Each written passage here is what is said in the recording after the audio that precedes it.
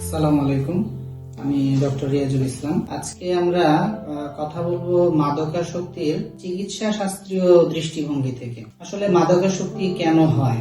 আমরা চিকিৎসা শাস্ত্রে যদি দেখি তাহলে দেখব যে কোনো আনন্দদায়ক মুহূর্তে বা সুখকর অনুভূতির সময় আমাদের মস্তিষ্ক থেকে ডোপামিন নামক একটি নিউরোকেমিক্যাল এটা নিঃসরণ হয় এবং এই সময় মানুষ আনন্দ বোধ করে। তো স্বাভাবিকভাবে যে কোনো সুস্বাদু খাবার অথবা যে কোনো সুন্দর মুহূর্তে কোনো উত্তেজনাকর মুহূর্তে এই ডোপামিন নিঃসরণ হয়ে থাকে, তো যে কারণে মানুষ আনন্দ বোধ করে। তবে গবেষণায় দেখা গেছে যে মাদকাসক্তির সময় যখন মানুষ মাদক গ্রহণ করে তখন এই ডোপামিনের নিঃসরণের পরিমাণ স্বাভাবিক মাত্রার চেয়ে 100 গুণ পর্যন্ত বেড়ে যেতে পারে, যেটা একদমই অস্বাভাবিক। তো মানুষের শরীরে সবসময় প্রত্যেকটা ব্যাপারে ব্যালেন্স মেনটেন করতে, এটাকে আমরা মেডিকেল শাস্ত্রে হোমিওস্ট্যাসিস বলি। তো এটা যখনই লঙ্ঘন হয় মানুষ অসুস্থ হয়ে পড়ে। তো স্বাভাবিক যেখানে ডোপামিন এত বেশি মাত্রায় নিঃসরণ হয়, তো স্বাভাবিক মস্তিষ্ক আর সুস্থ থাকার কথা না। তো এই কারণে মানুষ এই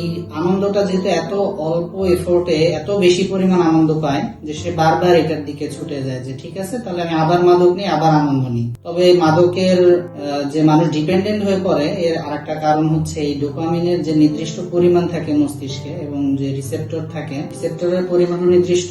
দেখা যায় মানুষ যখন মাদক নিতে থাকে অভ্যস্ত হয়ে পড়ে এই আনন্দের জন্য, এই ডোপামিনের পরিমাণও কমতে থাকে, রিসেপ্টরের পরিমাণও কমতে থাকে। তখন একই পরিমাণ আনন্দের জন্য মানুষ আরো বেশি পরিমাণ মাদক নেয়, কারণ দেখে যে আগে যতটুকু মাদকে আনন্দ পেতাম এখন তাতে হচ্ছে না, তখন সে আরো বেশি মাদক নেওয়া শুরু করে। এভাবে যত দিন যায় সেই মাদকের দুঃচক্রে পড়ে যায়। তো মাদকের ক্ষতি, তাৎক্ষণিক একটা ক্ষতি তো আমরা সবাই জানি যে এটা মানুষের মস্তিষ্ককে, মানুষের চিন্তা ভাবনাকে বিকৃত করে ফেলে, স্বাভাবিক চিন্তা ক্ষমতা মানুষ হারিয়ে ফেলে। এছাড়াও শারীরিক অনেক ধরনের ক্ষতি আছে এবং এমনকি একদম প্রাণঘাতী বিভিন্ন রোগ মানুষের হতে পারে। আমরা যদি উদাহরণস্বরূপ বলি, মানে আমাদের যত ভাইটাল অর্গান আছে, আমাদের হার্ট, লিভার, কিডনি, ব্রেইন, ফুসফুস, প্রত্যেকটা জায়গাতেই মাদকের অনেক বড় বড় ক্ষতিকর প্রভাব রয়েছে। যেমন আমরা যদি দেখি হার্টে কার্ডিওমায়োপ্যাথি হতে পারে অ্যালকোহলের কারণে, ইয়াবার কারণে হতে পারে, কার্ডিয়াক অ্যারিথমিয়া হতে পারে, প্রেসার বেড়ে যেতে পারে। তারপর ফুসফুসে তো আমরা জানি যে সিগারেটের কারণে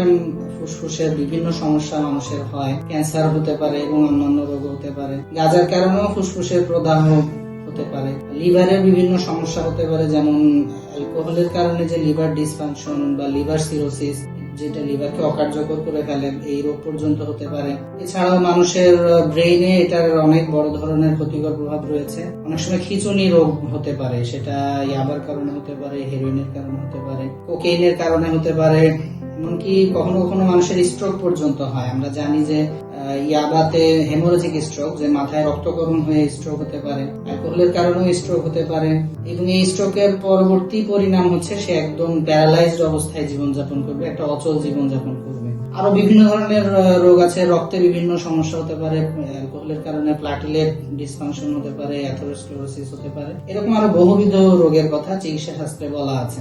মোট কথা এই যে মাদক আমাদের মানসিক এবং শারীরিক সবভাবেই আমাদেরকে ক্ষতির সম্মুখীন করে এবং এই মাদকের কারণে আমরা দেখি যে একজন ভালো স্টুডেন্ট, তার পড়াশোনা নষ্ট হয়ে যাচ্ছে, তার জীবনের ভবিষ্যৎ নষ্ট হয়ে যাচ্ছে, একজন ভালো কর্মঠ মানুষ তার কাজ হারিয়ে ফেলছে, একটা সুন্দর সুখী পরিবার ধ্বংস হয়ে যাচ্ছে, ডিভোর্স পর্যন্ত গড়াচ্ছে। তো সব মিলে মাদকের এই ক্ষতি আমাদের পরিবার, সমাজ এবং সারা বিশ্বকেই আক্রান্ত করে। তো এই জন্য আমরা ব্যাপারটাকে একদমই হালকাভাবে নেব না, খুব গুরুত্বের সাথে নেব এবং অবশ্যই চেষ্টা করব আমাদের নিকটের কেউ, কাছের কেউ যদি মাদকাসক্ত হয়ে পড়ে তাকে উপযুক্ত চিকিৎসা করানোর এবং বিশেষজ্ঞের পরামর্শ নিয়ে তাকে কিভাবে মাদক থেকে মুক্ত করা যায় আমরা সেটার জন্য অবশ্যই প্রচেষ্টা নেব।